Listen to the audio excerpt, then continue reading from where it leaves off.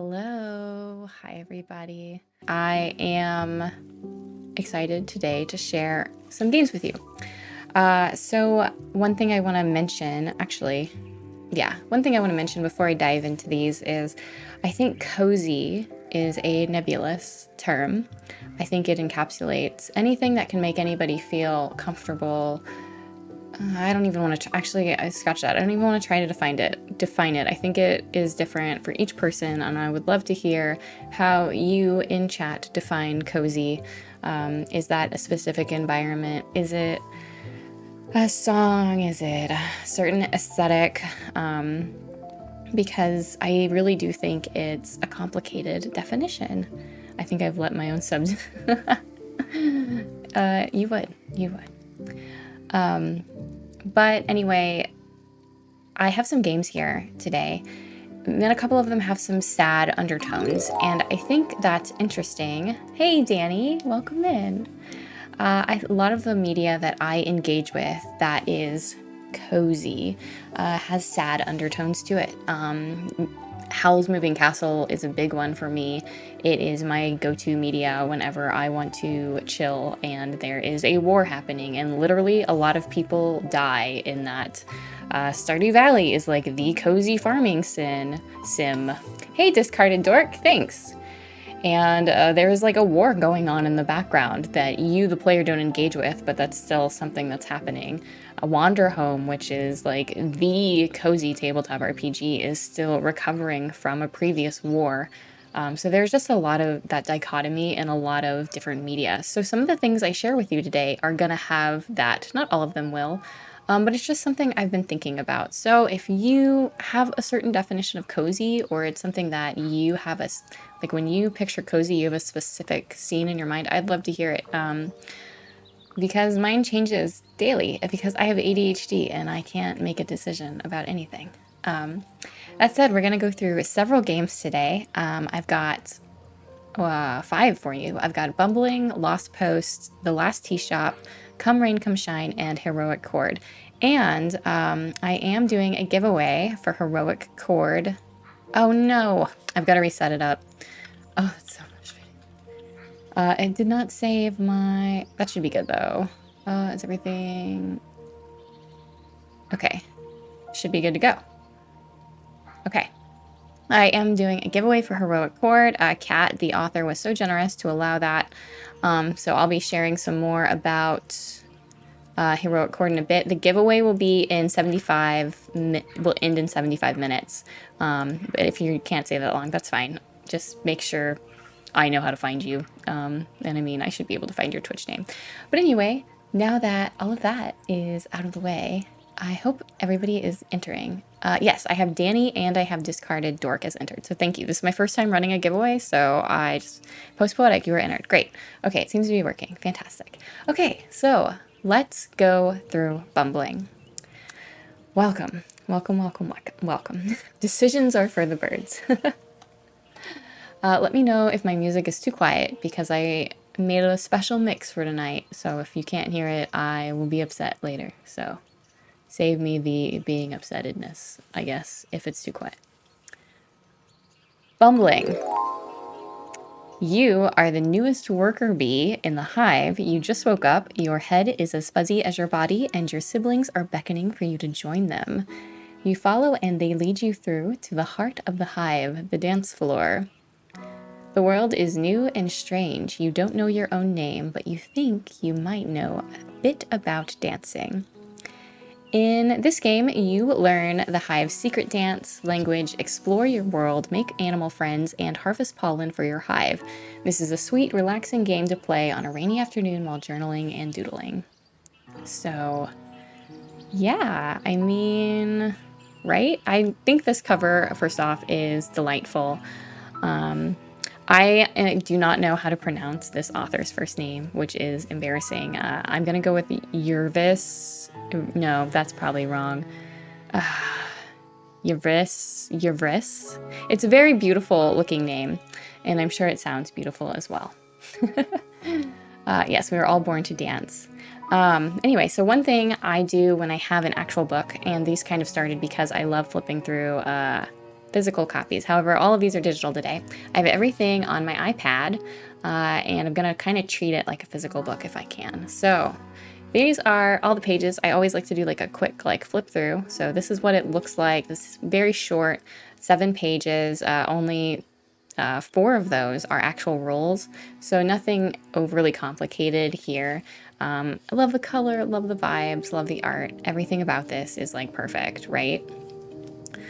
You don't need much to play this game. 6-sided die is really the only thing required, and then some hexes, which are included in the back, as you probably saw these guys. Which, honeycomb, it's just so lovely. I just love that. But, oh, hey, Pookie, welcome in. One thing I do love about this is the author says if you, and I will pull out my pencil and I will highlight it so that you can see what I'm talking about. Oh, sorry. Right here, I'm not left-handed, so I don't know what I'm trying to do. Right here, the author says that if you don't have a die, you can use 6 equally sized folded slips of paper with numbers 1 to 6 written on them, which I think most of us here probably have a 6-sided die, but I love that they included this little option if you can't get one. I think accessibility is so important in gaming, and that's nothing I would have thought to add myself, so that's just good to see, good to see. The giveaway, it should remind viewers every 5 minutes, and so no worries, don't feel like you've got to take on that role. Anyway, yeah, get your moth. Hey, Tuba Swan, welcome in. So yeah, that's, I think, great. I love the premise of it. So how to get started? On your larger hex sheet, pick a hex near the middle to be your hive and mark it. Then in the 6 hexes around your hive, draw one of each landmark type. See the landmark section for examples of how to give these character. That's it. You're ready to play. So, and there's an example like right here. Oh, I closed my little, there you go. So I think that's perfect. I think that's a great way to show what you're doing. We are going through some cozy games here. I think cozy is a pretty nebulous term, so it's kind of broad in aspects. Anyway, so yeah. So with this game, you do a lot of dancing, and that is the language of the bees, is what I did do like a quick read through earlier today, but like everything I read is leaving me because I just read so much. My day job is reading and writing, so I have a short memory span. So you watch the other bees dance, and then it's time for you to dance. And so there's learning, dancing, and questing. So hang out near the dance floor to watch another bee dance and learn more moves. Roll to pick 3 moves from the random moves table. This is the dance you see. Give any new moves to an unassigned landmark. You may get 3 different moves or 3 of the same. It's like the luck of the draw. You should write the moves you learn down so you can check them later after you dance. I think bee dancing is amazing. Perform or draw a bee dance to direct your hive to some flowers on your map. Don't cheat and look at any moves you wrote down while you dance or draw, but check your directions. And then questing, go out to find or fetch pollen to fill the cells for your hive. Follow the path that leads to some flowers, or strike out on your own and discover. Yeah. And then there is the finding friends, the finding flowers, and the landmarks table. So here's where that D6 comes into play. So it's not overly complicated. This really, I think, describing it as a game that you play while it's raining outside and you just want a reason to journal and doodle, like this is the perfect little thing, right? If you're not looking for something that's heavy, if you don't feel like playing, if you feel like playing a shorter game, but a Wretched and Alone game is a little too heavy for your life, I think this is just great. This is so great. Oh yeah, I meant to, there is a link if you want to check it out. I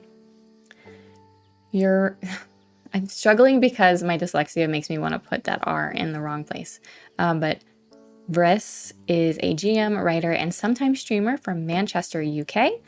She's been creating tabletop RPGs and content for just under 2 years under the Buttonkin Names Games brand. She's currently working on her first Kickstarter campaign and excited to stream more games over on Girls Run These Worlds Twitch channel. So exciting stuff coming up from the author of this game, including a Kickstarter. I wish I could share more because that sounds exciting. And if you don't know about Girls Run These Worlds, you should definitely check them out. They're probably streaming right now. Anyway, so that's Bumbling.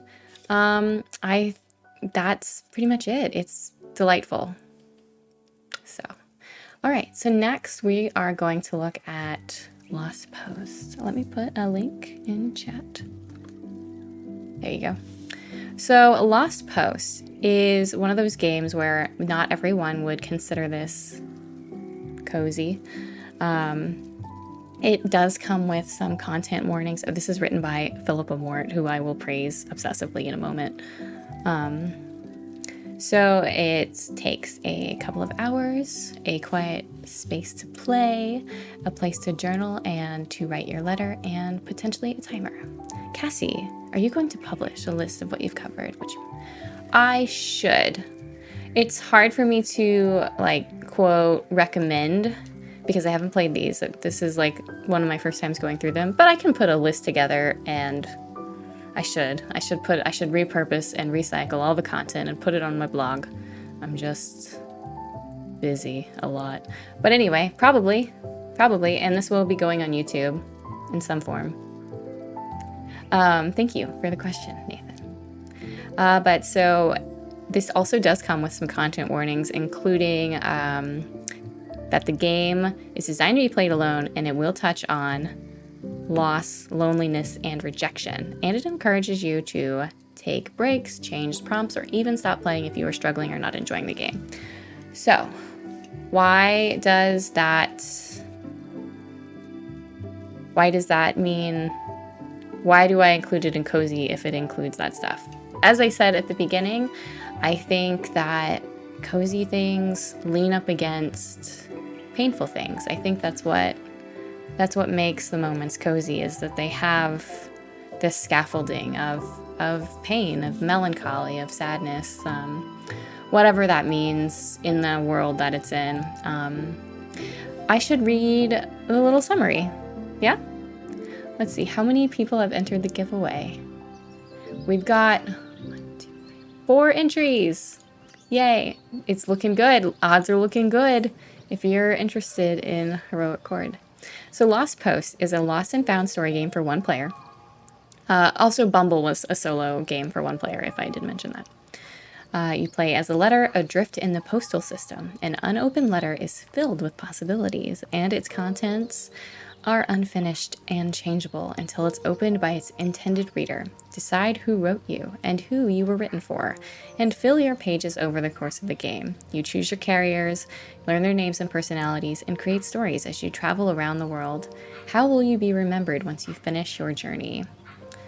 There are mentions of fire and arson in this as well, by the way. Wanted to pop that in there. So another reason I'm drawn to this game is because my mother has been a mail carrier for like 20 years. That sounds about right.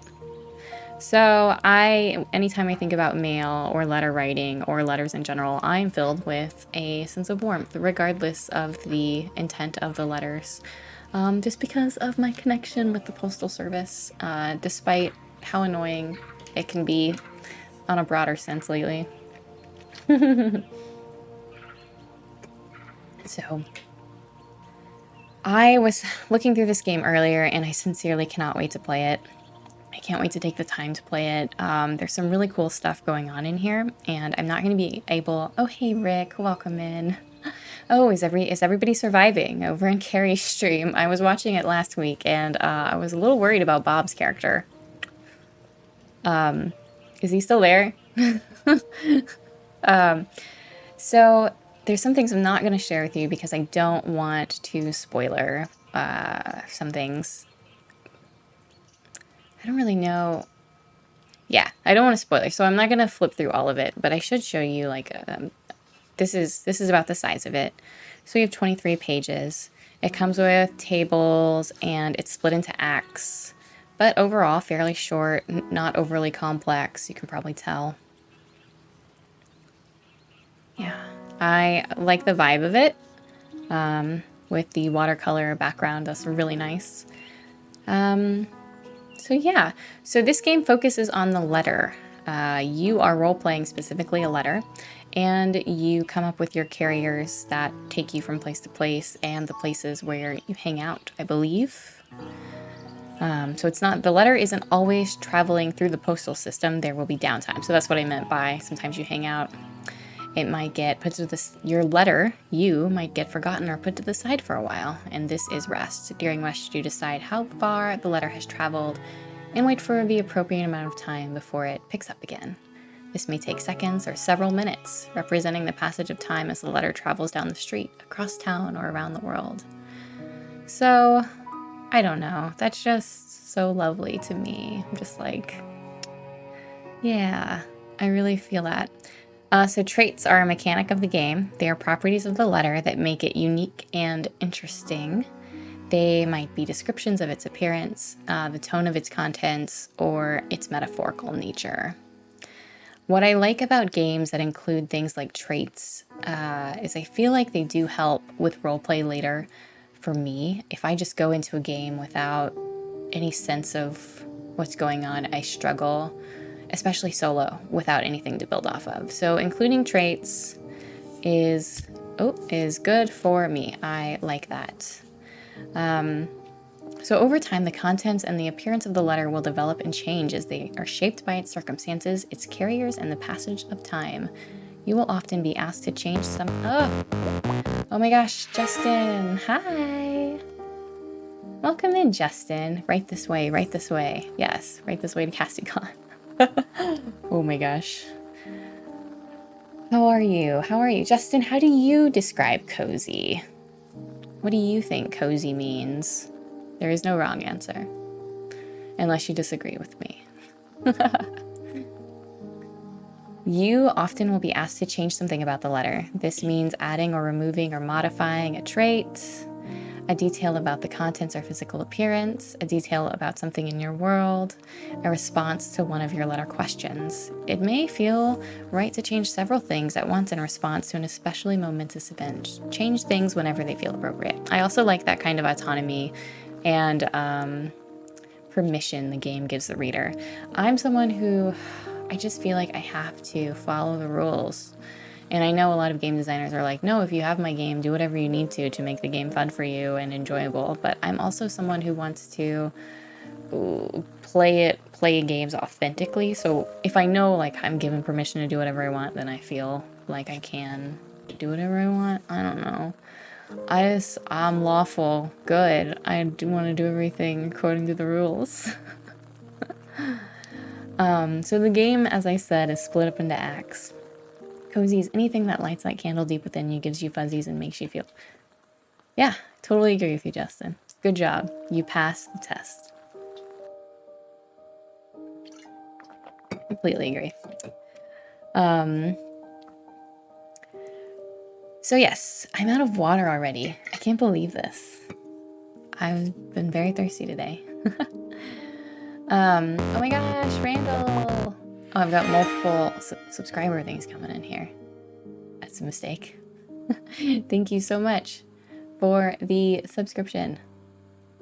I am streaming. We're going through cozy games, or cozy that I think they're cozy. Other people might not think so. I find them cozy, and that's what matters. Yeah, get your mods, get your mods. How are you doing, Randall? How would you describe cozy? You seem like someone who knows what cozy is. So you also select a carrier. You have 2 carriers per act. After selecting a carrier, complete the series of prompts to tell the story of their connection to the letter. Use the prompts to decide what they do with the letter and how the letter affects them.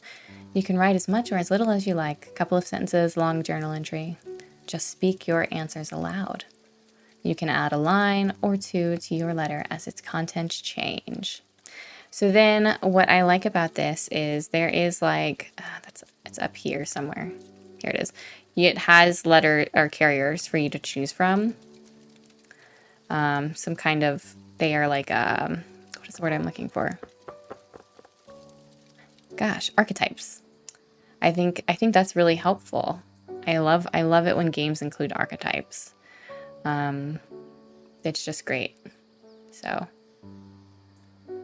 Randall, hype. Well, for me, it usually involves, you know what? That's fair. I believe in you. Hey, Rick, thanks so much for the bits. Wow. Well, thanks, man. So you choose a carrier, you describe them, you answer the questions about the carrier, and then you make some more decisions about the carrier. And that's how you do acts. And then you talk, it has some rests, rules for how things occur when your letter isn't being held by a carrier, and I think that's really nice. And then it has this moment of taking a breath before you play, and I love games that do that. So yeah, I don't really want to go too much further in because I feel like there might be spoilers and such ahead. So that is Lost. Once again, it did come with some content, not Lost, Lost Posts. It did come with some content warnings, and it does have mentions of loss, loneliness, rejection, and possibly arson and fire. So your story might not have a happy ending if you play this. That doesn't disqualify it as a cozy game for me, but it might for you. So do what you need to do to take care of yourself. So now that we've talked about this game, let's talk about Philippa, the author. Philippa is a UK-based tabletop RPG writer and artist who has been making games and supplements for the past 2 years. She also talks about indie tabletop RPGs on their TikTok, and Philippa has made 4 games in total and numerous supplements and adventures for games like D&D, Wanderhome, and Mouse Ritter. With this game, with Lost Posts, Philippa hopes that people enjoy the opportunity to roleplay as something very different from normal, a letter, and enjoy building a world of travels the letter goes on. So Philippa is on TikTok, and Philippa makes amazing content. Look for Philippa Mort. And just, yeah, lots of good stuff coming from Philippa. Just a huge supporter of indie tabletop games. Really admire Philippa. So go give Philippa a follow in whatever ways makes you happy, whatever things you like, I guess. All right, so this next game I'm pretty excited about. It is The Last Tea Shop.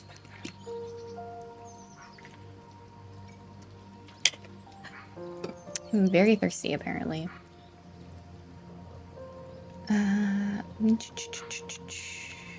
Okay, so The Last Tea Shop.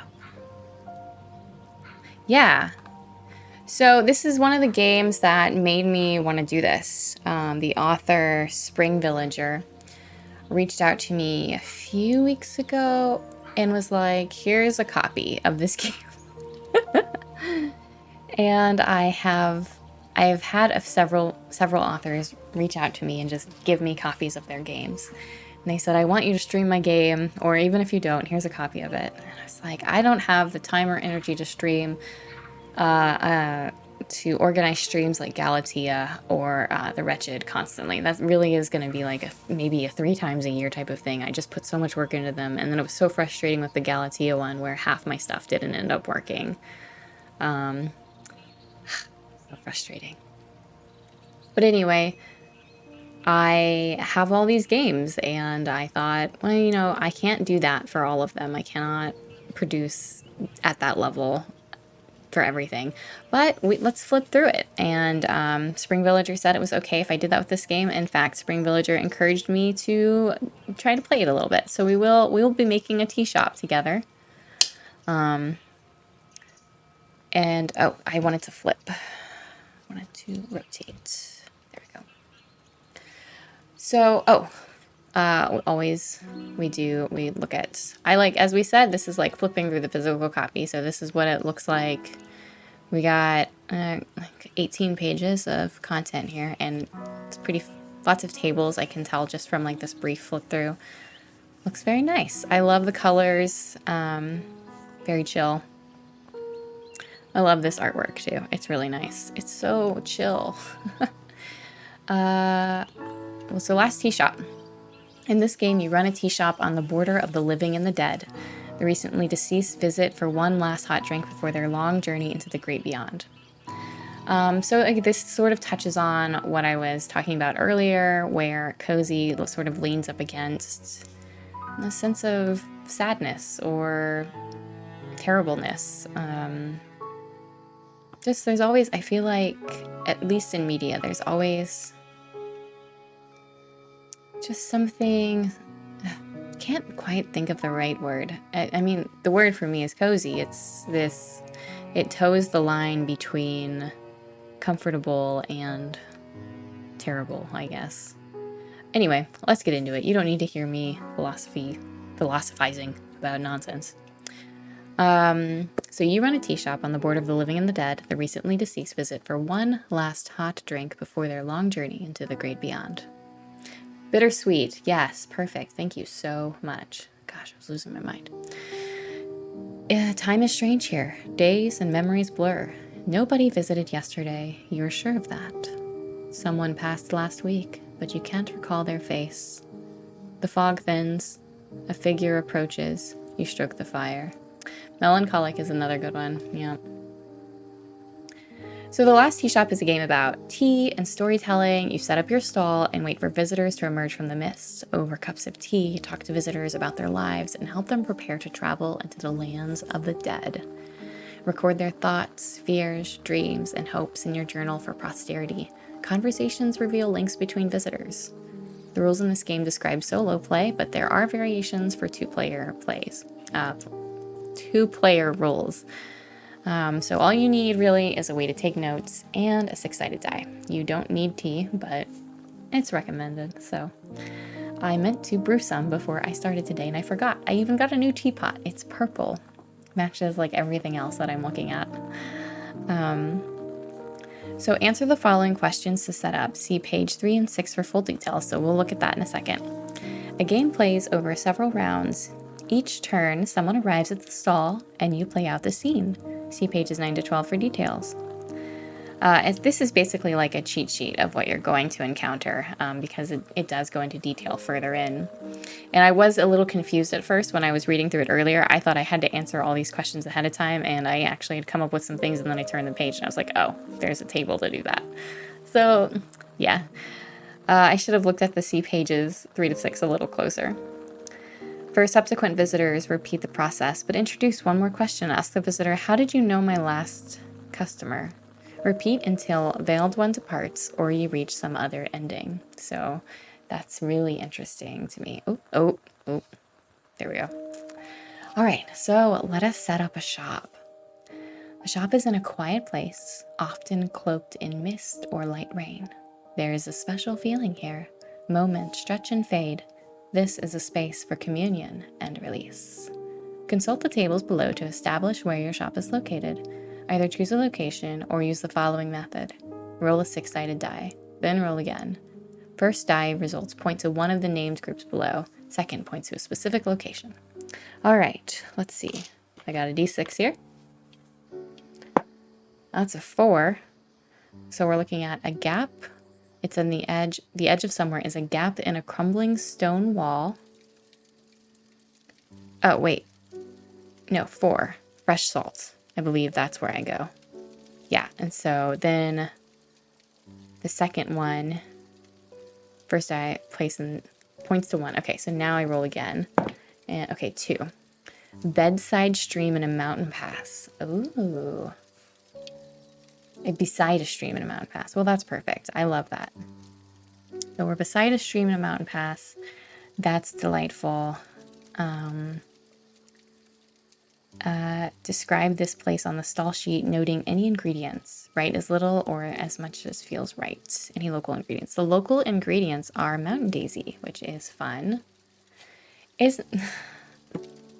Justin.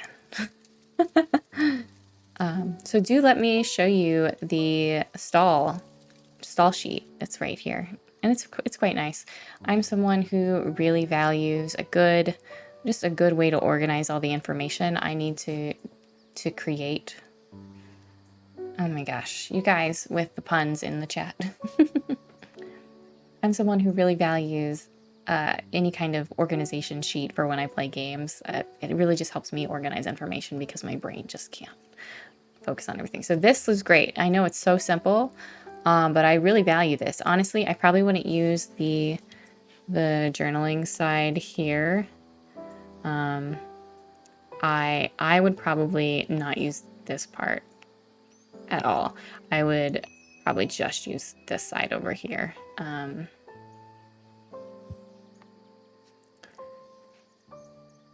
There we go. Just the left side pretty much, and then type my journal because writing hurts my hand as much as I think writing would be so poetic.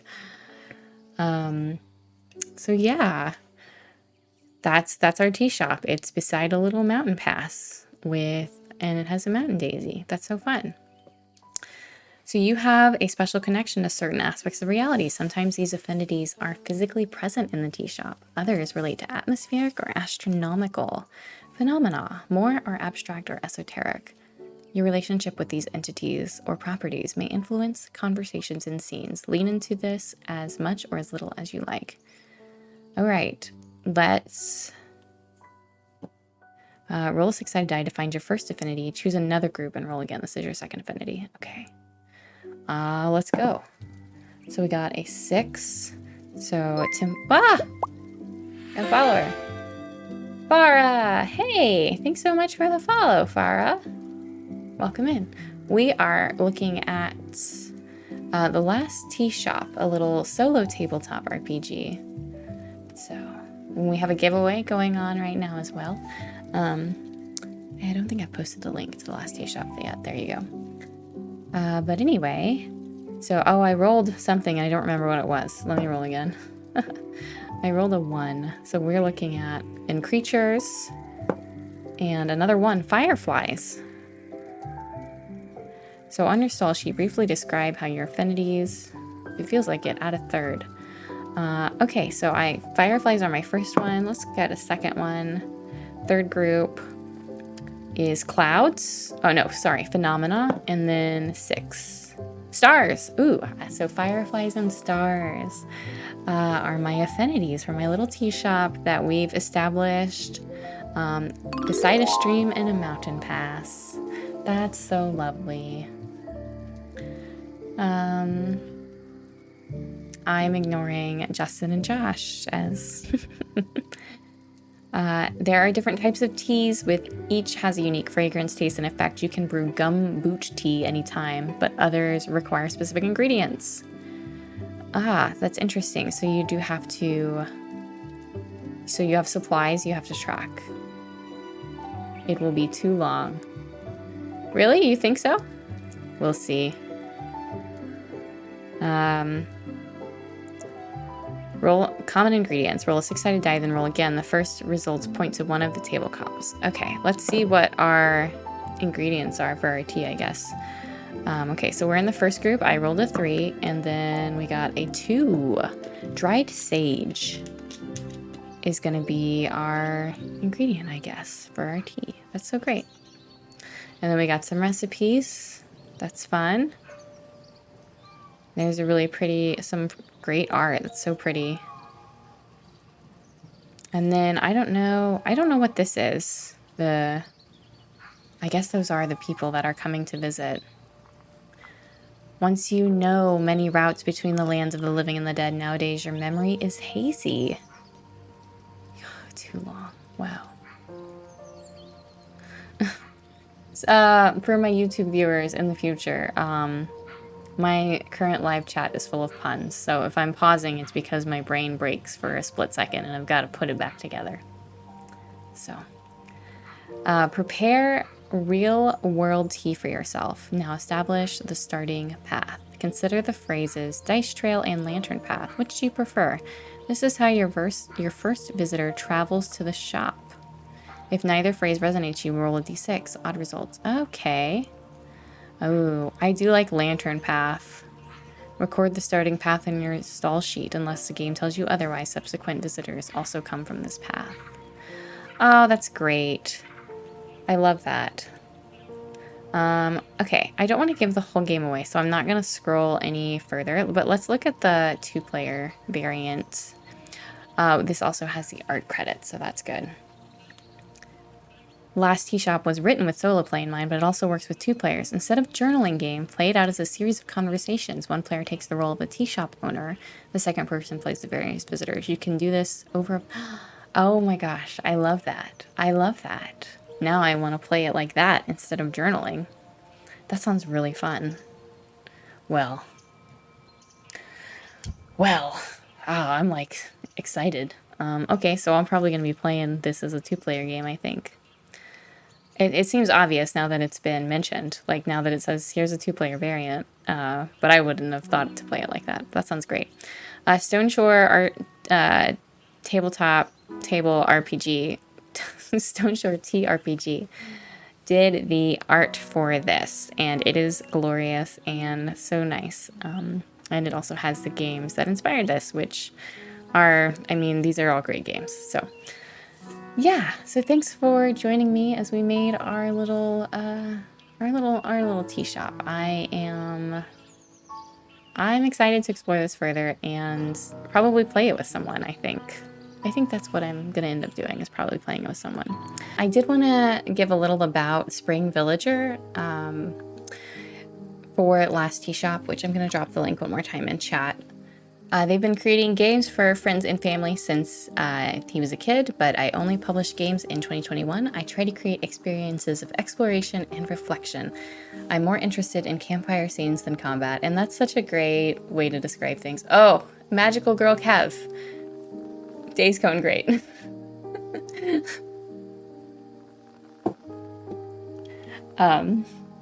Anyway.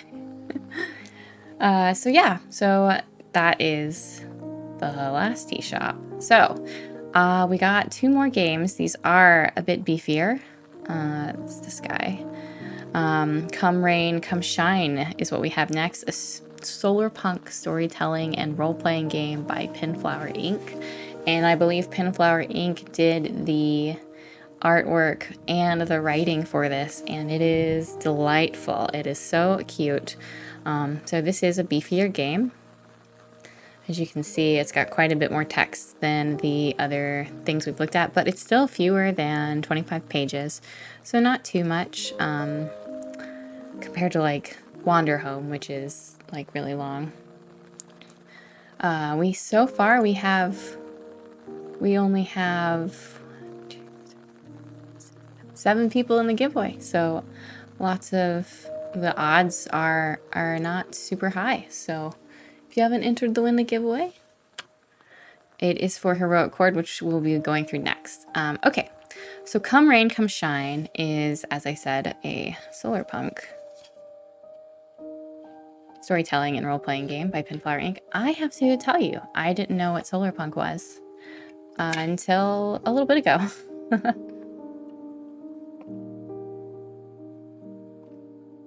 Don't forget to stay hydrated. I'm so thirsty. Oh my gosh.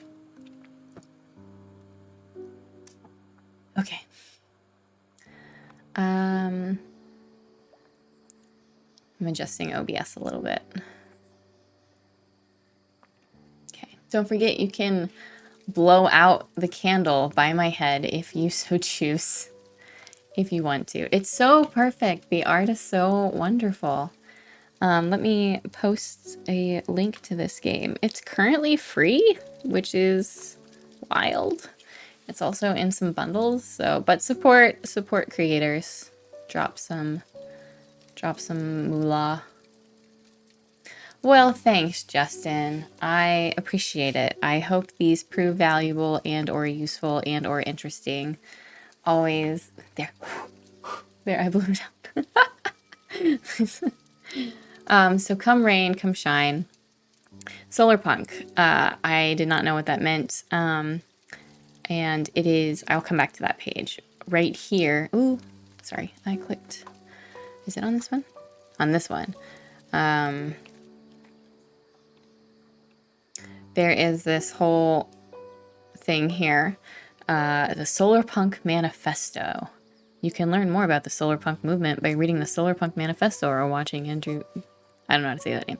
And I was like, well, enlighten me. What is this? And then it's basically about living sustainably in the future and being anti-capitalism. And I was like, oh, I can get behind this.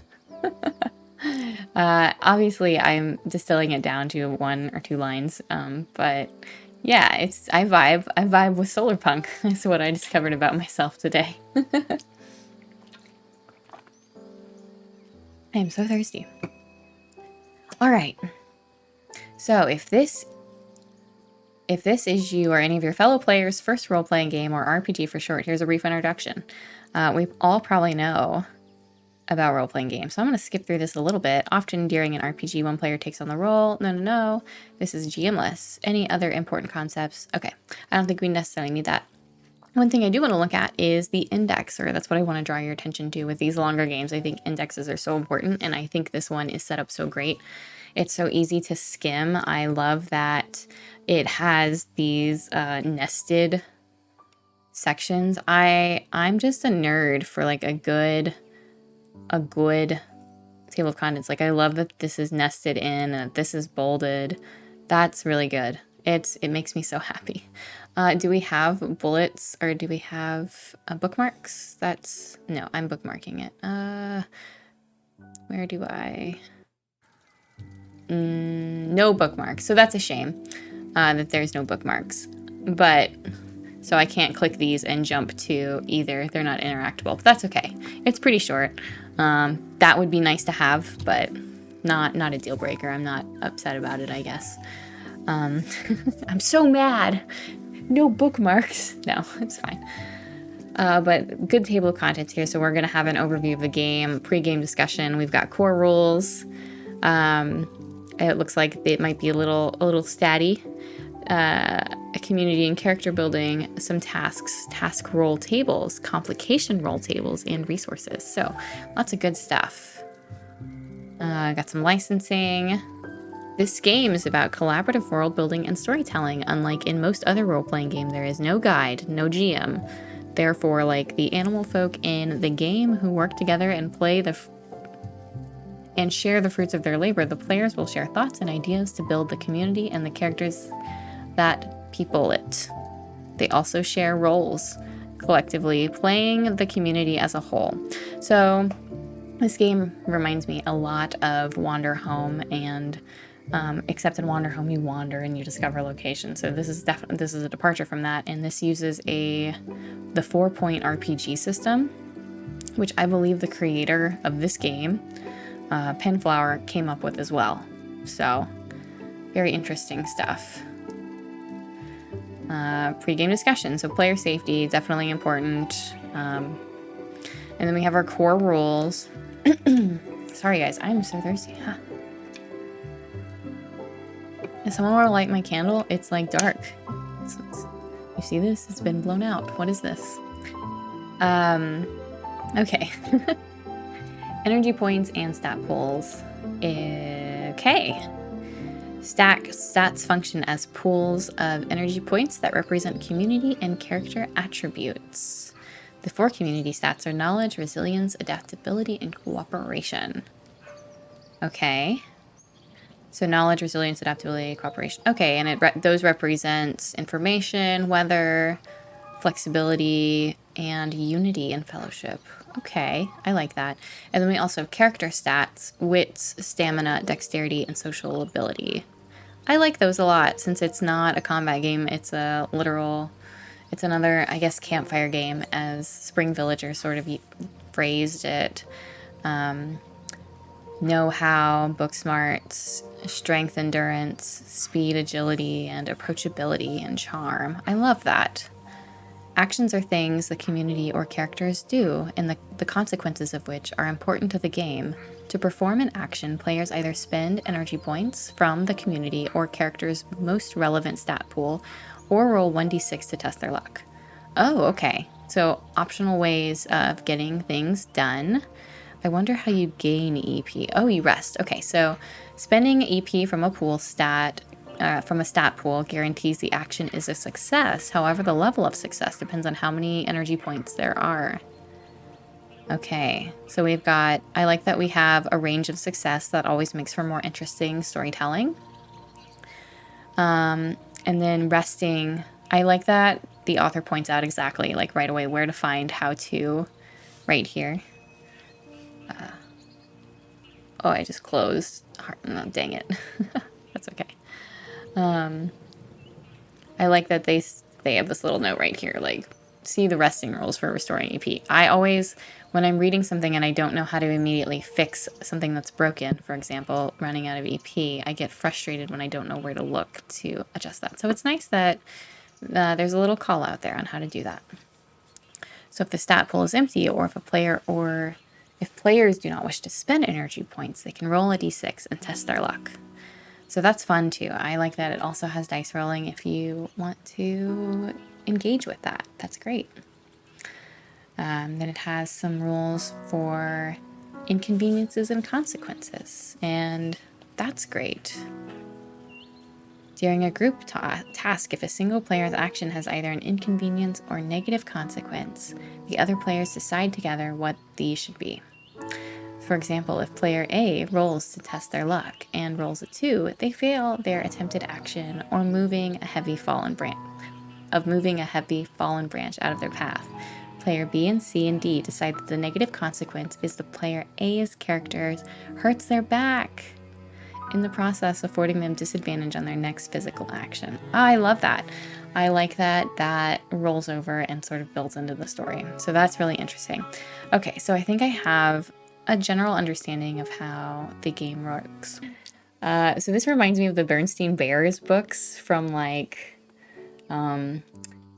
elementary school. Is it Bernstein or Bearstein? I don't remember. But anyway, the art is great. I think that Penflower did great art here. It's so good. It's so good. I'm so jealous of the skill. It's good stuff.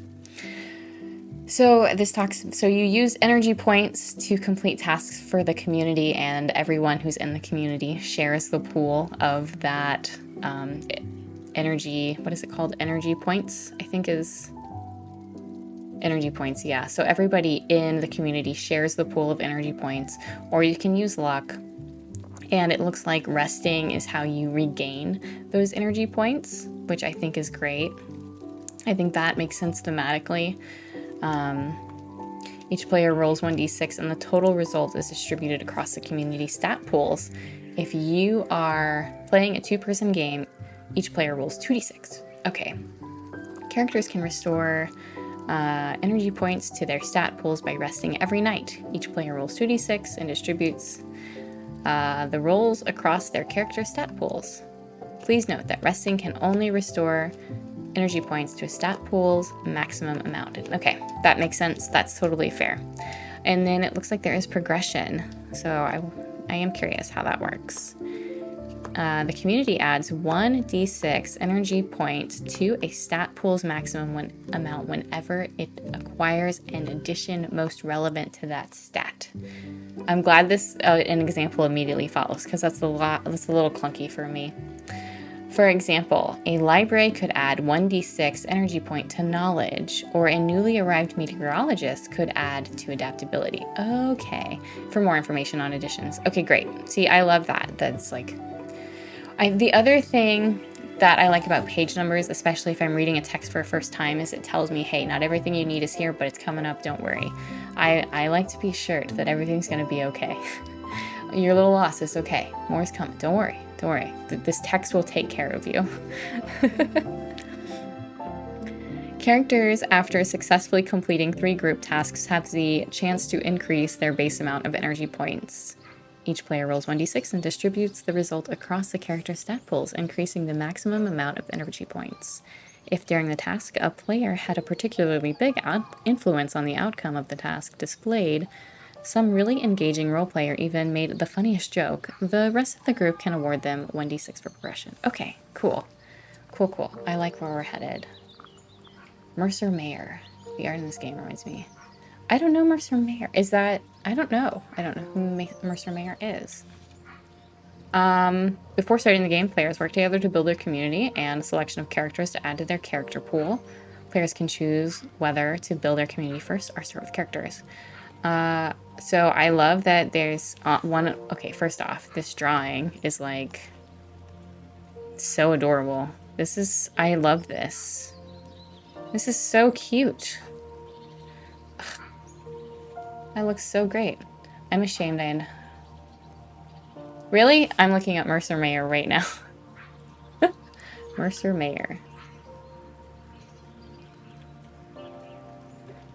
Oh, yep. Yep. I do. I know all of these. Okay. Yep. You're right. Good call. Good call. So as a group, players answer... So there's some world building here. I love that. These are really good world building questions. Like, where is the community located? Yeah. What are the community's values? That's a really great question. What are the community's traditions and customs? What is the aesthetic? What are the accommodations? Yeah, that's great. These are great questions. Are all the animal folk roughly the same size? Good stuff. Good stuff. And then we have character building, and I want to see if we can build a character.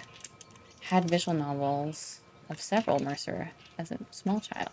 I think I did too.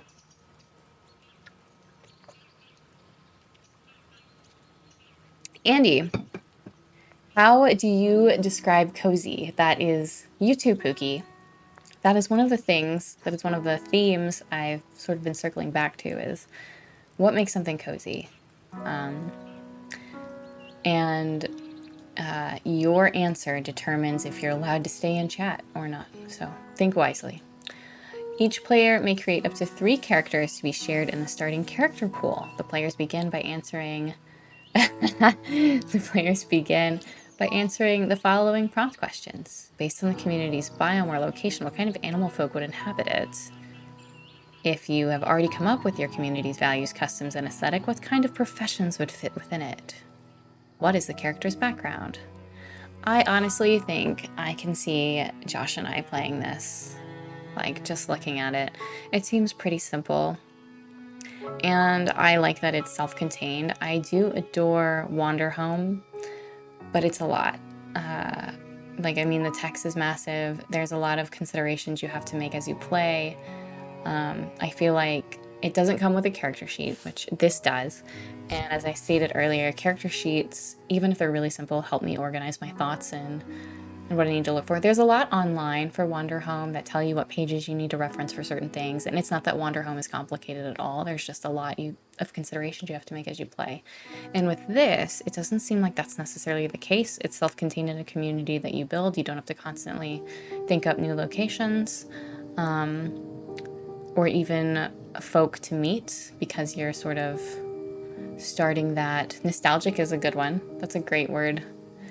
So this seems like if you want a simpler Wanderhome experience, not to keep bringing Wanderhome into this. I think it's just hard not to see it, to compare them. But they are definitely different in their own right. Wanderhome, you have playbooks. In this game, you do not. This might be too much, but I think about this a lot. I would say cozy as a setting or game exudes a feeling and aesthetic of warmth and healing. Cozy reading space combines both those things: blankets, pillows, soft furniture, and the act of reading to escape the world and heal mentally. Cozy tabletop RPG recreate that feeling through gameplay. Ooh, that's a really interesting take. Yeah, and it's not too much. I think that's great. So one of the things I was talking about, and I've been touching on as we play, or as we go through these tabletop RPGs, is that I feel like cozy, it has to have something, Josh gave me the word earlier, I couldn't find it, bittersweet about it, for it to be perfect. And I think, and honestly, cozy is whatever makes you feel good, I think, in the end, but almost all the things that I like that I would say are cozy have a shadow of something dark or sad or melancholic, as Randall had said. And like Wanderhome, takes place after war. I'm repeating myself if you were here earlier. I apologize. Howl's Moving Castle. There's a war going on. People are murdered. Stardew Valley. There's a war going on. Some other ones. It's just like when you like think about like Fox and the Hound. Like I think of Fox and the Hound as like a cozy movie, but it's also like traumatizing. Video game wise, Spiritfarer yeah, exactly. Spiritfarer, yeah, is an exact example of what I'm talking about. So anyway, just I don't know. I wouldn't call Barovia cozy. There is something wrong with Barovia. I don't know. There is a giveaway going on for Heroic Chord. We'll hopefully go through it before the giveaway ends, but we might not be. Okay, so player rolls 8d6 to determine how many energy points the character has and distributes that across the 4 stats. 8. That's a lot of d6. I don't have that many. And I'm not going to be able to track all of that. So let's see. I want to make a quick character. I want to see how simple it is. Or if it's too complex, which I don't think it could be complex. Nostalgia has a very bittersweet connotation to me. A feeling of... Yeah, exactly. Pookie. So I've got I don't have a great keyboard for this. I've got a 2, 6, and a 4. And then I've got to roll 2 more. Totally agree. Longing for memory or something that is in the past. Yeah. 2, 2, 6, 4. And I also have, now I have a 3, and a 2, and a 2. All low rolls. That's okay. That's okay. We're fine.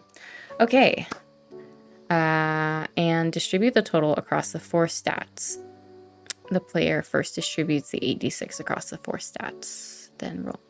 The player rolls 8d6 to determine how many energy points the character has and distributes the total across the 4 stats. Oh, the total. Alternatively, the player first distributes the 8d6 across the 4 stats, then rolls. A little confused. That's okay. That's okay.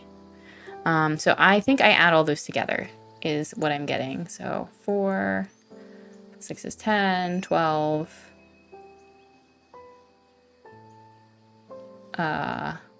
sorry, 16, 22, 24. Yeah. Oh, God. Sound.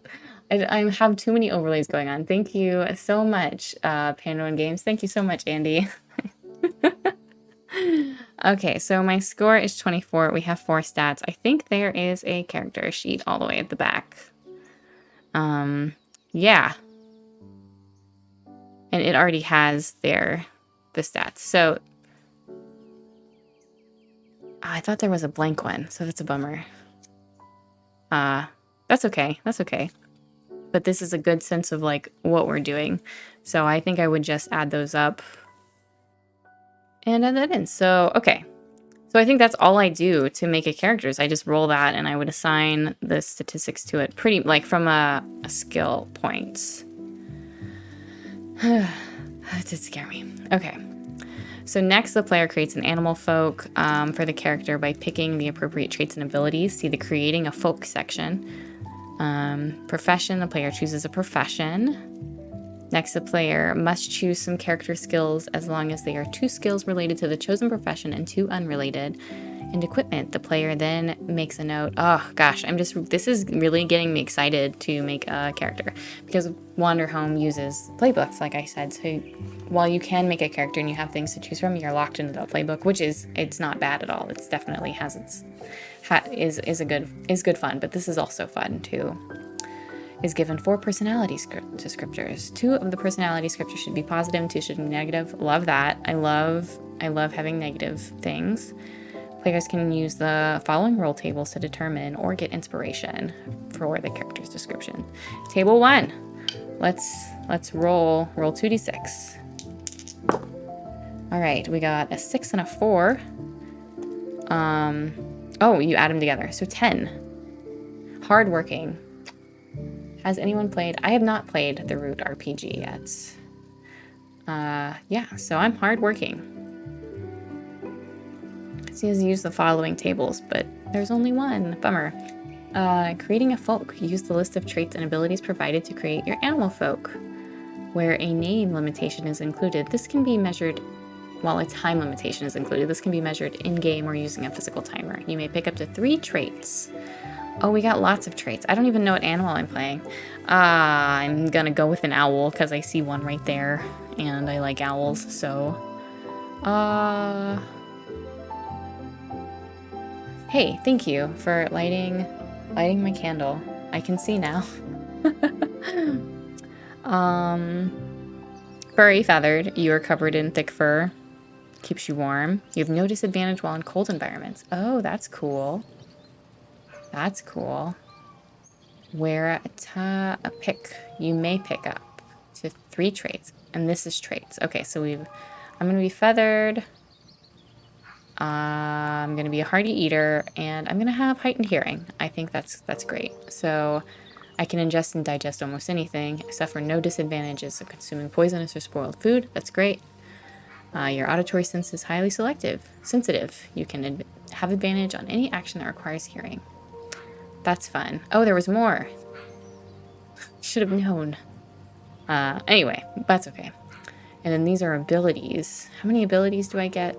3. Wow, that's so much. I'm not going to go through all of these, but it seems pretty easy to build a character. And as far as I can tell, you build your... This isn't like just your personal character. This is a character that that inhabits the community. And so as far as I can tell, like anybody at the table can take over. Healing saliva 100% every time, every character. I'm an owl. I'm with healing saliva. Let me see. What is healing saliva? Let me find it. Your saliva contains many naturally antibacterial chemicals and can be used in the treatment of wounds. It can be used in an action to remove 1 level of disadvantage. I see the roleplay opportunity there, Andy. I see it. It's fun. That's fun. I want to spit on people in the name of healing. Yeah. Yeah. So overall, that would be how you create community members for your little community. Then you have tasks that you create. Players read out the task description and use the prompt questions. I don't want to give away all the tasks. I think those are next. Yeah. So those are the role tables for the tasks. I don't want to give those away necessarily. While a game automatically ends if a community runs out of energy points, it can also end when the players feel the community and its inhabitants have everything they need to live happily and sustainably. Alternatively, the players could decide to end the game after a set number of years or generations have passed. And then it has some questions for how to wrap up everything. I am kind of obsessed with this. I'm trying to think of a way I could make this into like a travel game. I feel like it would be a little tricky. But like maybe I just get some note cards like this. There might be some on the... There might be some... Oh yeah, I should put... nope, wrong one. There you go. There might be some... Let me see if the download includes any. Community sheet, Word document, and character sheet, Word document. Yep. And they also have form fillable stuff. So great. So even though they're not in the PDF, they are part of the download. And there's also a text-only version of the game as well. So if you could bring it with you without the art, though the art is so delightful. I don't want to show the tables. I don't want to give everything away. Anyway, so that is Come Rain, Come Shine. It is a nice little community building game. It doesn't seem like it has a set number of players required. Sorry, I keep hitting my microphone. Yeah, I'm excited to give this a playthrough. Gotta have it. Anyway, check out Penflower. They're an artist. I don't have their bio up. That's unfortunate. I'm sorry. Penflower in the future. Find it. Anyway, this is a game you're entering to win right now. It's called Heroic Chord. Chord. Chord? Chord? Probably Chord, right? Oh no, now I'm all unsure.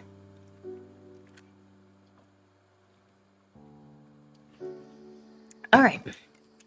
So this is a fantasy adventure role-playing game set in a pastoral post-apocalypse without nations, where the players inhabit survivalists who use divinely generated powers to help people make it in a world that no longer belongs to them. Built to support players in creating disabled, mentally ill, and neurodiverse heroes, Heroic Chord is an introspective and collaborative take on a fantasy adventure game. The stat line revolves around how characters approach problems. It doesn't quantify a character's ability or a character's body or mind, leaving the player free to define those however they want. The magic system encourages players to work together with the game master and the other players to create and define their own unique magic.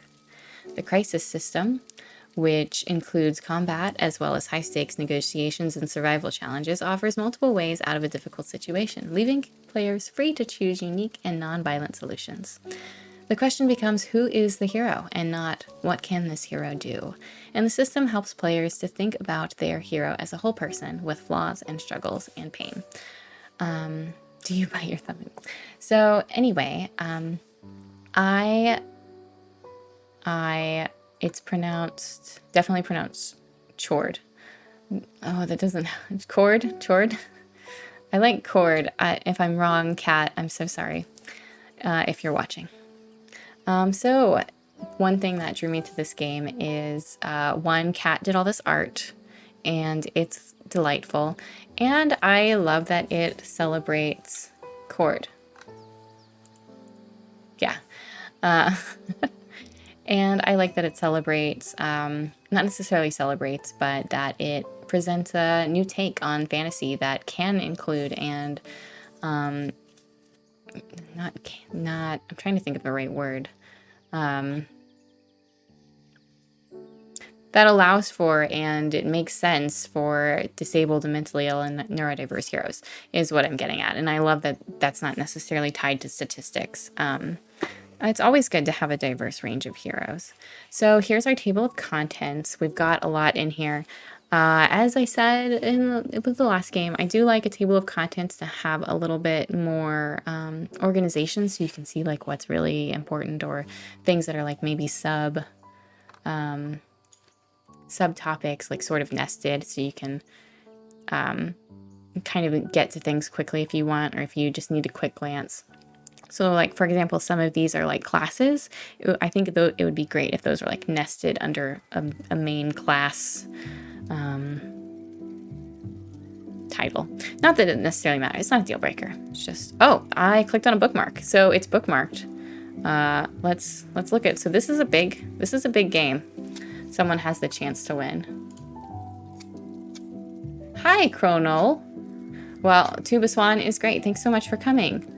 We are going through our last cozy tabletop game. This one is inspired by, I believe, Final Fantasy X and Final Fantasy XII. If you enter the giveaway... Oh, I have a winner. Discarded Dork. Yeah. Discarded Dork is the winner. That's great. Discarded Dork is fantastic. So, cool. And I don't know if Discarded Dork is still around, but I know how to get a hold of them. So we will be doing that. Great.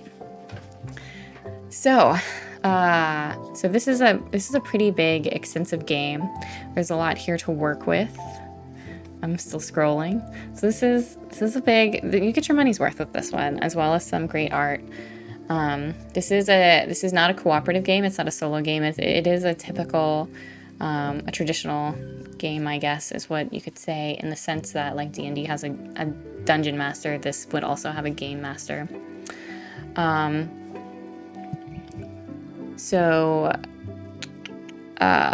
Yeah, this is it. Inspiration. That's what I was looking for. Heroic Chord comes from lots of places, but especially Final Fantasy X and 12, Xenoblade Chronicles, 90s fantasy anime, living in Canada. I think that's so great.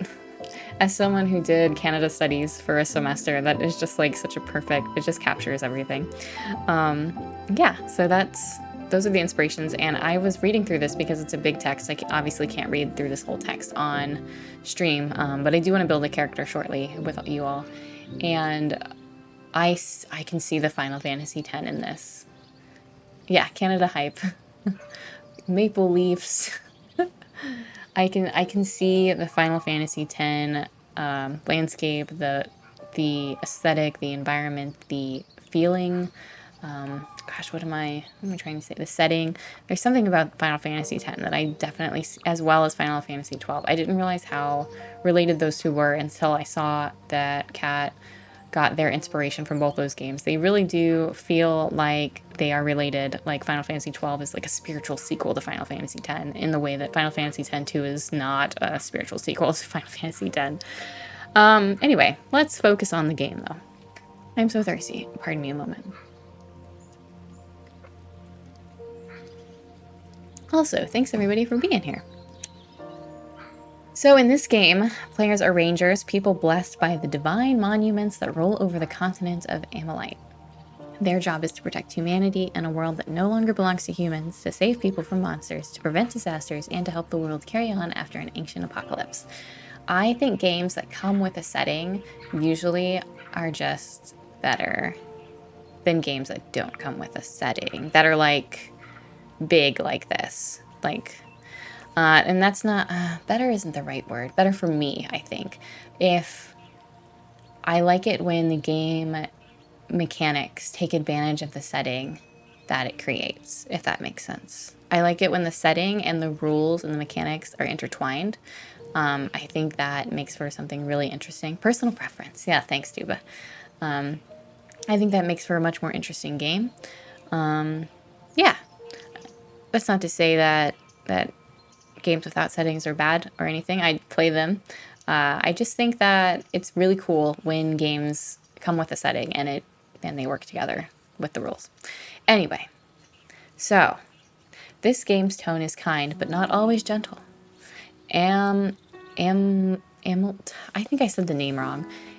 Gosh, it's so embarrassing that I can't read on stream. Amult.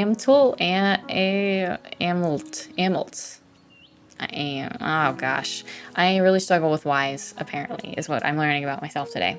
It's not a safe place for people to live in, and Heroic Chord is meant to tell stories about pulling people together, about teamwork in the face of horrors and other dangers.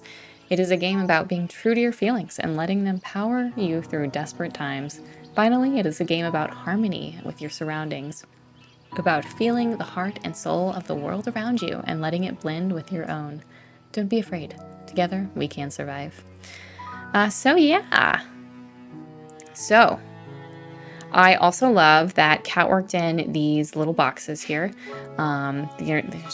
They call them the long story short boxes, and they just contained a distilled version of the rules, which, as someone who struggles with reading comprehension when it comes to manuals and instructions, it's such a great way for me to retain information and also quickly know where to find information if I need to come back and read something. So who are rangers? Rangers are our characters. And so here we have that long story short. This is essentially what you'll be reading in all this text, what's in that green box there. So scatter is what happens when you cast spells. It causes you to leave your body a little. If you gain 10 scatter, you pass out. Facets are the stats in the game. They are daring, understanding, sensitivity, subtlety, and adaptability. I think those are really fun and interesting stats. Fun stuff. So in this game, players are rangers, and they are chosen ones of the 7 known Deliths, humans who have made the pilgrimage to visit their gods and in return receive the ability to cast spells. Your character has already made this pilgrimage and already has experience in the home territory, as well as a spiritual bond with the Daleth, one that allows them to hear the Daleth's voice and use supernatural abilities. So that's pretty cool. So there are duties to protect humanity. Some use their experience as survivalists to help frontier communities. Rangers are human. Some of them don't do any of these things, but you can't blame them. It's an immense responsibility for the most part. However, anyone who's capable of taking a pilgrimage is capable of finding ways to use their newfound power to help. So it does seem like everybody in this game is largely going to be a good character, unlike D&D. So then it talks about the rules a little bit more, like with scattering and facets and what makes heroes. Lots of good stuff here. And then this is about the 7-day lists that appoint rangers and their abilities. And these are the classes, I believe. Okay, so we are gonna make a character. Obviously, we can't. This is a big, in-depth text. And when I say big, I just mean it has a lot of pages compared to like some of the other games we've been looking at. So we can't flip through all of it on stream, but we can certainly make a character and think about how they might live in this world. First, we're gonna adjust our posture and be better, I guess. All right, so choose a class, then choose 6 of that class's spells. So let's do that. So step 1, class and specialties. Note your chosen class's starting skills. You choose other skills later on, but you can start with all the starting skills. You can start with all of them. Cool. Let me throw link in chat for that. Getting my keyboard so that I can type what we're doing, because there's some stuff we gotta keep track of here. So let's see. I don't need advancement yet, so we need class and specialties. Choose a class. Okay. Class. Where classes? This is good stuff. We've got some tables, some origins. Did I miss the classes? Gear, scatter and magic. I don't think so. Keys, more details. Now it's time to... Who is this character you've created? Oh, I'm not ready for that yet. I want to choose a class. I think these are the class. I'm pretty sure.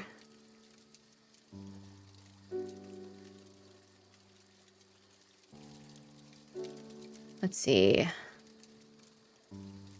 Yes, so this is a class. So a Wailing Arcanist is an expert in demons who has a demon for a friend. They have been to see the Wailing Agrippina, who lives at the top of a demon-infested mountain called the Last Tooth. Although they had to study a long time for their pilgrimage, don't mistake them for weak bookworms. Okay, the Wailing Arcanist sounds awesome. What other class do we have? So I think all of these things are that class. So all of these pages that follow. And then the Windswept Cavalier is another class. Oh, there we go. Is a mounted ranger who fights from the backs of a flying creature called a Cloud Elk. Hell yeah.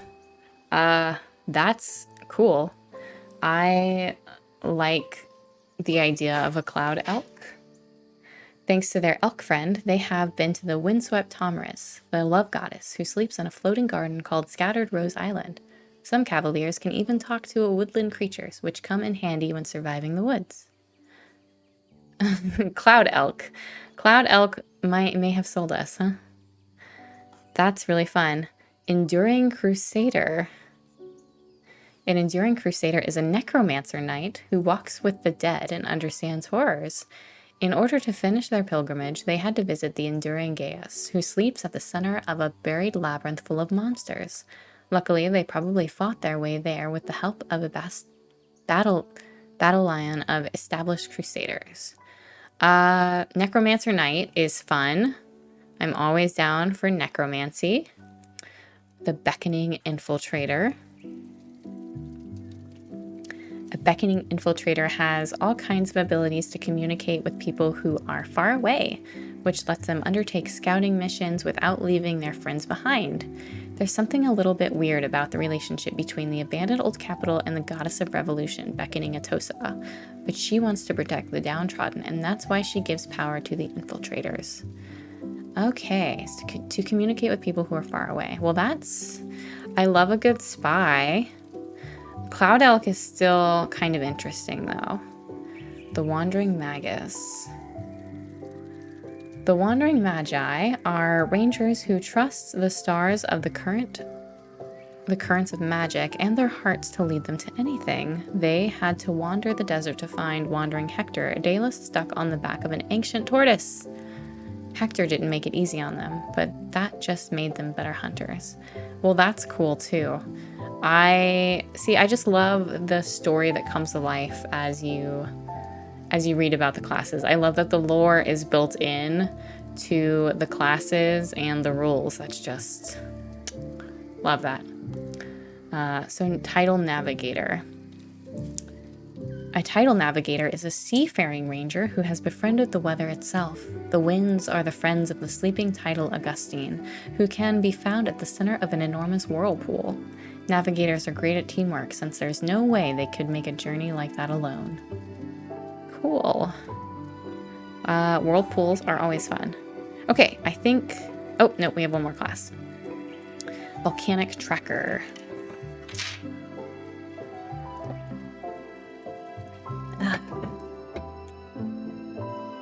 A volcanic tracker is a jungle survival expert who had to navigate the mysterious Coral Coast on their pilgrimage. The place is always changing, so the hunt for volcanic skeefing is never the same twice. Thanks to their friendship with the coral spirit, trackers have a deep connection with the world in the ways it changes from day to day. Cool. I unfortunately cannot be swayed from the Windswept Cavalier. I believe that's where we've landed. We are obsessed with the Cloud Elk. So it looks like we have a little bit of a story here, a little bit more lore about where our class comes from, which is great.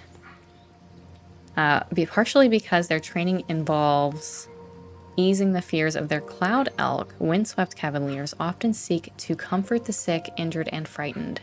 Tending to animals taught them basic aid, and more of them study medicine formally to supplement the healing ability. So this is like a cleric. Okay.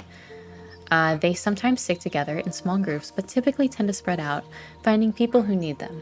Some of them operate such search and rescue operations, taking to the skies to watch for lost or injured travelers, and some of them run small ranches where they take care of Cloud Elk and help pilgrims learn how to handle them. They can be found in a Crusader fortress helping the medics, studying at laboratories of the Coral Coast, or scouting the Gotham Vet with the help of its eponymous goats, rather than having a single mission or duty like many rangers. They take advantage of their high mobility to find their own personal missions wherever in the world they happen to be. So very cool. So where did you meet the Cloud Elk that took you? Are you still with the same Cloud Elk? What do you think about the view of the world from the sky? What role have you taken in the community? What are you afraid of? How do you explore the Scattered Rose Island? So these are some great background questions for building a character. I love how pointed they are. I love that they're tied in with the setting as well as the class. That's really, really fun stuff. So where did you meet your Cloud Elk?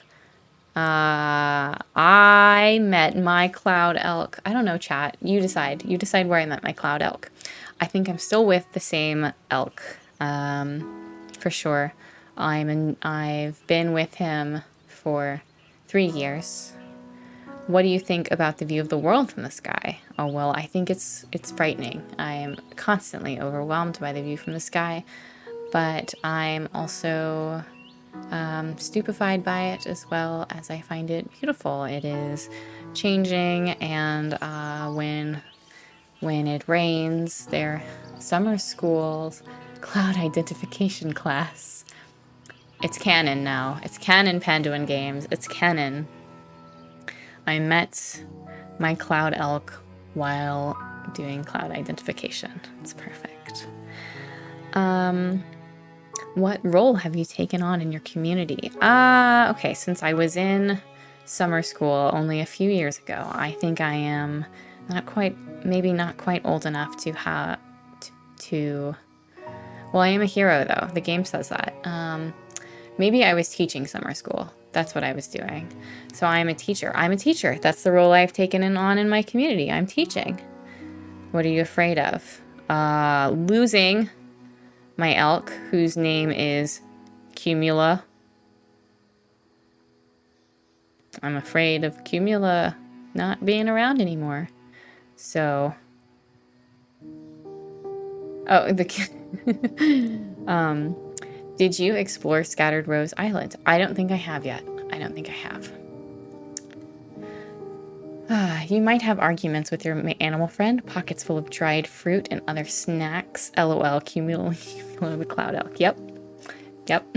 We're very creative here. Very creative. A dried flower with bittersweet memories attached. No tolerance for extreme temperatures. A mysterious grace about you. A family that is still waiting. Memorized. Your favorite fairy tales or claustrophobia. I like these. I love that there's this list here to kind of inspire you. And these are such great little thought starters as well. They're nice and specific, but also vague. I think my character's name is Claire. Yeah, we're gonna go with that. And she always has pockets full of dried fruit and snacks for her cloud elk named Cumulo. And Cumula. And she has a mysterious grace about her. I always like that kind of mysterious angle. So let's go with that. Survival specialty, Boreal. Surrounded by life while in the forest environment, you cannot be forced to gain scatter and can scatter up to 12. Cool. So I get Cumulo will come with me. It is my companion, which is delightful and wonderful, and I want to draw Cumulo now. I'm already attached. If anything happens to make you lose your elk, and your GM should never have this happen without talking about it with you. I like that note. You can still use its spell pieces. Okay. It never really leaves you until you meet a new elk partner, though you cannot fly. Okay. Spell pieces, Misty and Fight. Lightning Field, costs 2 scatter. Your elk creates a strong electric charge between its antlers. If you fire an arrow through the charge, it carries with it a bolt of lightning, adding 4 additional success to your attack roll. That's so cool. Soothing Presence. Your elk spreads its beautiful wings, sheltering everyone within its wingspan. Anyone who is being prevented from using a facet due to consequences of an attack can use that facet again. Wings of Protection. Escape Route. Your elk carries you far up away from danger, interrupting any attack aimed at you. You can only use this ability while mounted. Well, that's cool. Consequence. The Wild Speech. You understand animals and they understand you. The more you scatter into this pool, however, the less other human beings understand you. If you feel your accessible completely, you lose the ability to comprehend language. You cannot speak any language, write, or use any sign language, though you can try your luck with gestures. Until this pool is empty, there will always be a barrier between you and your fellow humans. That is a really, really cool mechanic. That is really cool. I think that's really neat. Starting skills, survival, long-range weapons, writing, humanity, and medicine, and then some spell pieces. Choose 6. Feather, arrow, beautiful, wondrous, and encouraging. I'm going to choose those. Okay, so we won't look at advancement, so we're not leveling up. So we have our class. We're going to be a windswept cavalier. I'm sold. It's so cool. That's great. So let's go back and look at the... What else do we do? What else are we coming up with here? Here we go. So we got our class. Choose a season 1 ability. Okay, I didn't do that. Let's go choose our season 1 ability. That is going to be on... It's this page. So season 1, we have 3 abilities to choose from. You can communicate with animals, even strange beasts, as if they spoke your language. Minor Miracle, if you spend your action in a crisis on giving medical aid, a party member can regain up to 5 HP. You cannot add to the pool or advance the goal this round. Pine Needle, you can use terrain spell pieces as a personal spell pieces. I'm a Forest Whisperer, right? Like, I'm talking to the animals. That's what I'm doing. It's not even... For me, it's not even a contest. I can't even entertain the idea of anything else. I'm talking to animals. Sorry. Sorry's miracles. All right, we gotta choose a combat specialty now. Where are those? Starting on page 19. Okay. There we go. Combat specialties. Mysterious treasures, objects with useful powers are given out by the GM as part of the story. If there's a particular thing you would like, have a conversation with your GM so you can work it into your character arc. Love that. There's a lot here. There's a lot here. I'm just choosing one. Okay. Well, there's not that many. I thought it was going to be multiple pages. Okay, so there's just one. Lots of interesting things here. I'm trying to choose something that might be in character for Claire, and I think she would be... She's a teacher. Clear-headed. When you have 0 scatter, you always contribute 2 additional successes when you roll to form or contribute to the advantage pool. I think she would be clear-headed. She's dealing with students. She has developed a knack for controlling them, and I don't know. That's how I'm gonna rationalize that. Okay, so we have our combat specialty. We have our season 1 ability. Put 1 point in each facet and then distribute 5 more points into them. Okay, so our facets. Remember our facets? Those are back here, I think. Okay, so we have daring, understanding, sensitivity, subtlety. I didn't see a character sheet for this, and that's a little bit disappointing. I think that would help with all of the things we're selecting. And there might be. Let's scroll through once more and see. Do we see anything? Do we see any character sheets? Any tables? No. That's unfortunate. That's okay though. We can still make this happen.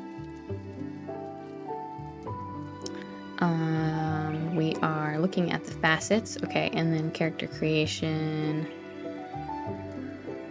Got the specialties. So starting with 1 point in each of the 5 facets: daring, understanding, sensitivity, subtlety, and adaptability. Next, assign 5 more points as you please among them. I think so they all have 1. I think this is hard for me to envision. Okay, so 1, 1, 1, 1, 1. All right, I think I'm definitely gonna put, I have 5 more points. Yes, I'm gonna put 3 in understanding, and 1 in sensitivity and 1 in subtlety. So that would give me a 1 in daring, a 4 in understanding, a 2 in sensitivity, a 2 in subtlety, and a 1 in adaptability. I don't know how I feel about... Oh, well. That's what we're going to go with that. So that wasn't too difficult. We got our stats made. Think about the ways your character reacts to danger and uncertainty. Do they tend to charge forward or wait until they have more information? I definitely think they try to understand. I think Claire tries to understand the situation and take a wait-and-see approach. Now, no one exclusively uses one approach or another, which is why none of the 5 facets can start at 0. I like that. Remember that things like strength and intelligence are largely a moot point in Heroic Chord. If you want to describe your character as being extremely large and burly or wiry and lean, go ahead. It is assumed that all rangers were able to survive their pilgrimages. So, I love that too. That your character, the way they look and what they do, is separate from your skills and your nature. And now we are talking about skills. So we already kind of looked at our class skills, I believe. What does your character need to learn? I think that's pretty much it then. I think we made our character. Choose a lesson. Okay. Choose 4 more skills on top of the ones you get with your class. Oh, okay. Page 81. All right, let's look at the skills. See, ideally, in my perfect world, I'd be able to click that and jump straight to the skill page.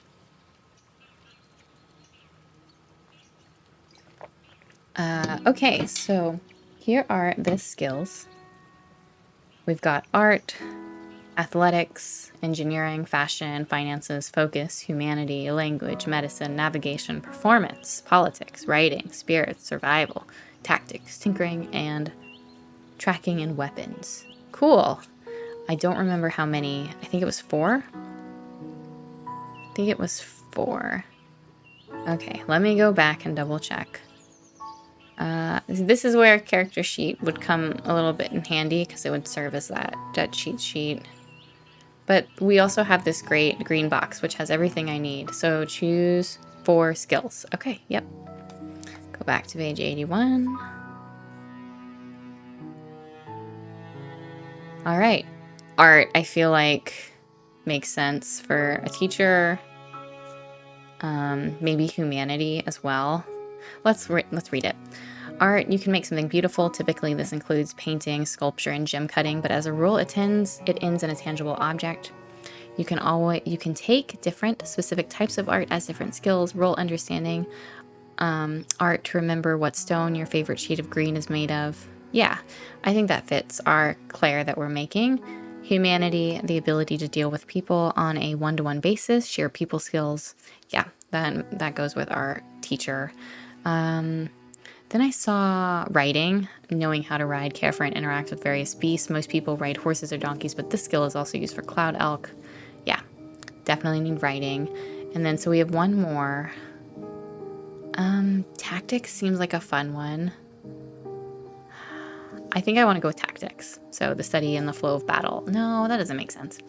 Let's go with navigation, knowing where you are and where you're going and where you've been. I think that makes sense as a sky person. That makes sense to me.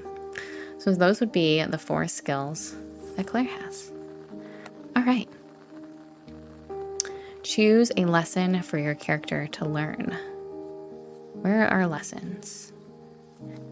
Maybe they tend, talk to your GM about this. You don't need to decide right away, but you should know it by the time your Spotlight chapter starts. Okay, so I can get a lesson later, it looks like. That's something you create with your GM. That makes sense.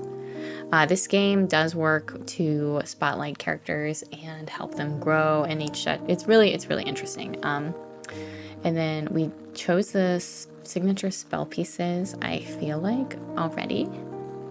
I think we did that when we had the class. That might be down here more.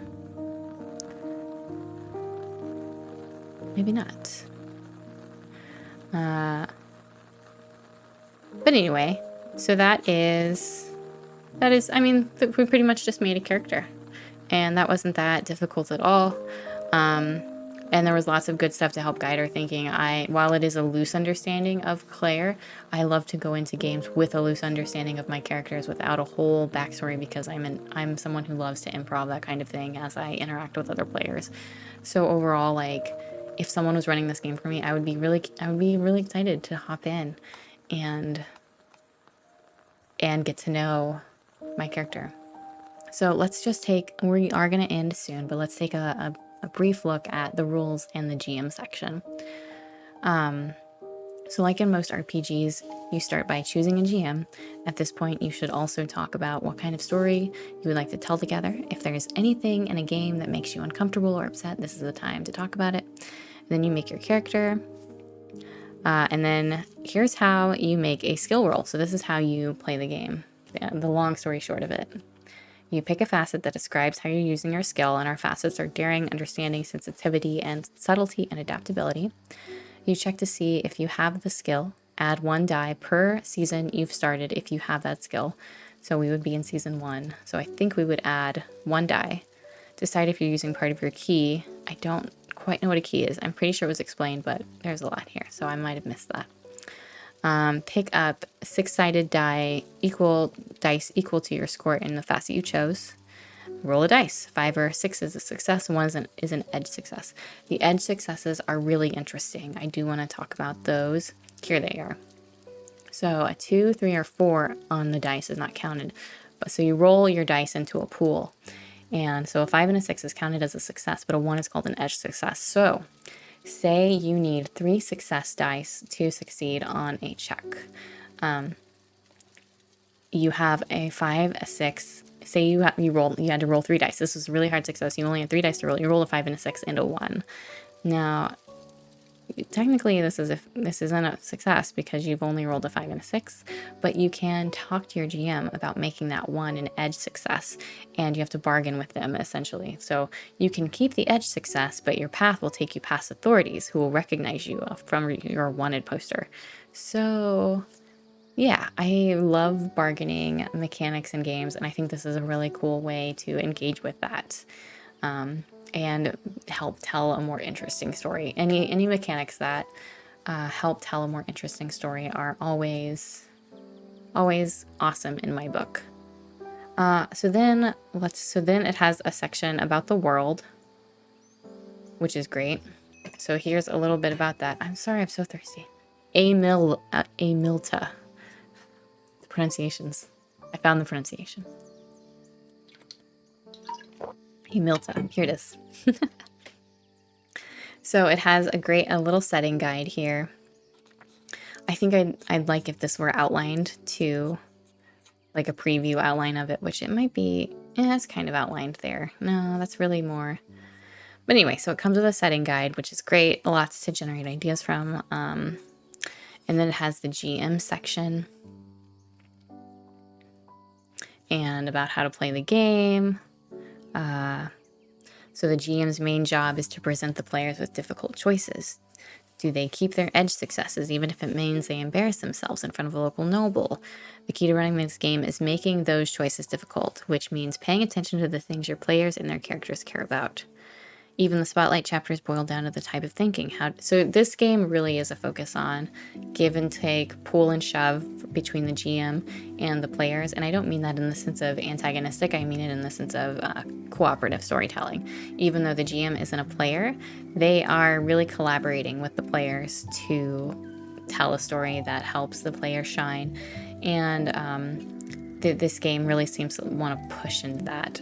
So yeah, there's some interesting stuff in here. Sample treasures, how to run spotlight chapters for characters, how to make memories.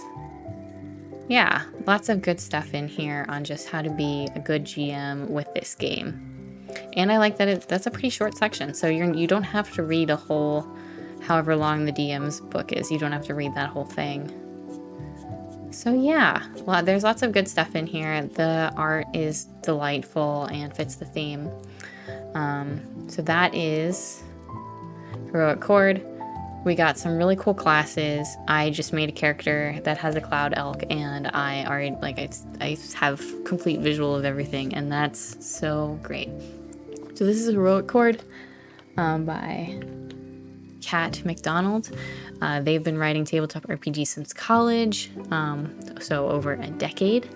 Mostly inspired by the world and its gorgeous scenery and people. They love JRPGs like Final Fantasy X and 12, as well as Xenoblade Chronicles.